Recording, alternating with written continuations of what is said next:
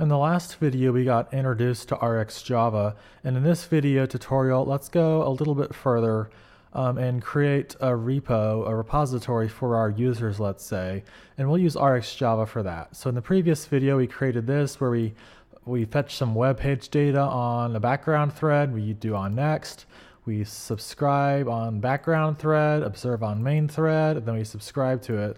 So I'm going to go ahead and just get rid of all of that because we're not going to use it. We'll put something here in a little bit, but you don't have to follow along. If you just want to watch this video, that's fine. So let's go, if it's closed, hit that icon, and let's create a new class. Let's go to new Kotlin file class. We'll call this user repo, and this will be a class, and hit OK. Okay, so a common pattern these days is to kind of have a level of, we'll kind of like to separate all your data models out. This is not really going to be using the best practices, but this is better than what we've done in the past. So for now, let's just go ahead and play around with this. And the point of this video tutorial is to just get more familiar with RxJava. So for a user repo, say we have lots of stuff. We have font, we have a get all users, and then we have, say, get user first name. So we have that there. Oops, I messed something up.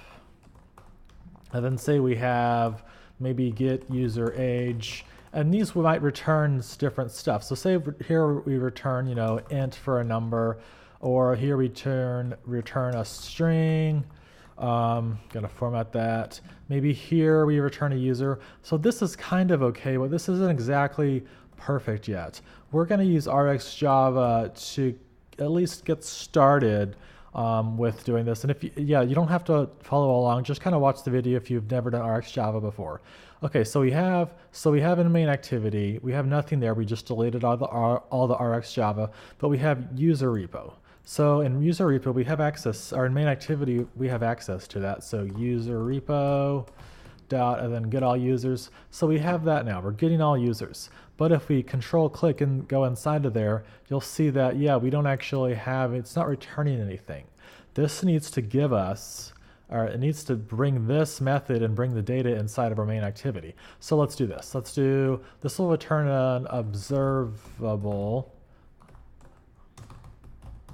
And there are a number of them, not java.util, not android.database, but we want the reactivex. And we, again, just to clarify, in the previous video, we added those two lines there. So that brought in RxJava and RxAndroid. That gives us all of our stuff. So we have access to that. So, and you can see it's being imported at the top up there. So we definitely have the io.reactivex.observable. This is going to return, for now, we'll just do a string.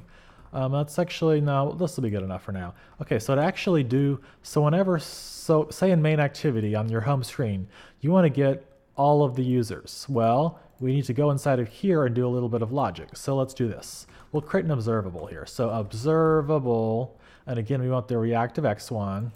Then we'll just do .create. And what type will this be? This will be a string. And inside of here, what we'll do is we'll do it dot net on next, and then we'll pass in how old am I? Say I'm 18 years old or whatever. Oh, a string. Oh, this is not age, this is name. So we'll say Daniel. That's Daniel. That's my name. Okay, and I think this is we're not returning it anything. So let's go here. Actually, no, there return. And so it's going to return our observable, and I think that gets rid of all of the errors. But if I were to run it, this isn't actually going to do anything. This doesn't do anything because we haven't subscribed to it yet. If we want to subscribe to it, we need to do this, .subscribe.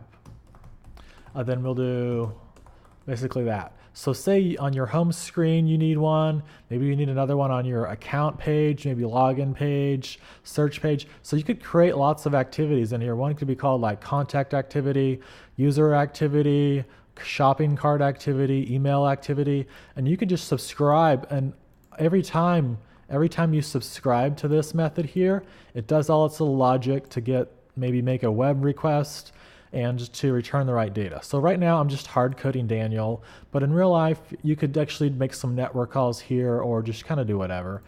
So that's that, but this doesn't really do anything yet. Let's do what we did in the previous video, just for clarification, or not for clarification, just to do it. Let's do dot subscribe on, and this one will be schedulers, the one with the S there. So schedulers.io. We'll just do io.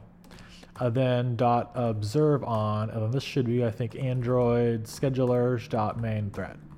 So we do all of this work right here, and in reality, this might be a lot of code. That might be, you know, or not that, but you might have like lots of code there that figures out how to get that data and maybe format it. Maybe you have some helper classes or something, but all this is going to be done on a background thread here, or on a background thread. Then it'll give it to us on the main thread. So right now, so if we were to control click on this to see who uses it, we can see, hey, main activity uses it and main activity subscribes to it. And if you're getting a bunch of errors on there, I think there's a way to do this. If you go inside settings and you do, yeah, I already have it here, but we can do, I think we can search for it. Yeah, ignoring results. I think we can uncheck that checkbox. I did that in a previous video because it was because that's what it doesn't make sense. It's not a good, you might want to uncheck that. So again, it's inside of settings, inspections, and I think it's ignoring results. I think it's okay to turn it off. It's not that big of a deal, kind of. Well, anyway. So we have our string here. So now let's do this. Let's do Daniel, my age is, then we'll do .it. Then we have an error, so I'm going to do I'm going to put my mouse on the error, then do Option Enter and enter to import that. And I think this might work. So let's open up Logcat, and I'm going to clear it. It's already cleared. So we have our Logcat open up. So we have our user. It's going to do some querying, and it's going to give us an observable of the type string, because the first name is a string and Daniel is a string. It's not a number. So we have that, and we're subscribed to it. So let's go ahead and run it.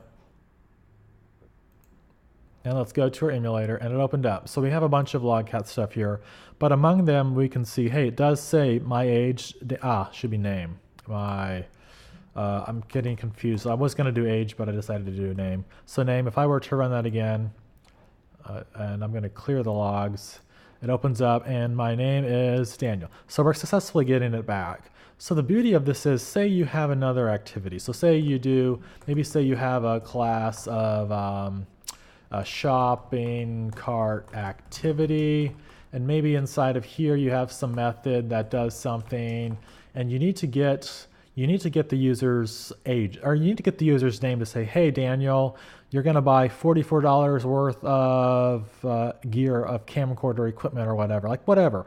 So this can be, you could do the same thing. You use a repo, if I can do that, dot get all users, and then this is the magic, dot subscribe. Not subscribe on, but subscribe. And then one for success, one for error, and then in our shopping cart activity, and in all of our activities, all we have to do is do user repo.getAllUsers.subscribe. So that can be very helpful to keep all of your data kind of in a single place. And also, it just makes it easier to manage, and it's more best practice. I know in previous videos, I haven't really focused a lot on architecture, but maybe that's something I'll get into in the future, do more videos on architecture. But I think some people requested videos on RxJava. So that's why I made this video. So yeah, like you create a new method, you observe, or you want to return the type of observable and string there that matches there. We do Daniel. We do all the work on a background thread. We get the result and show it on the main thread. And then everywhere we use this, we just subscribe to it and we get it. So hopefully you learned something, and I'll see you in the next video.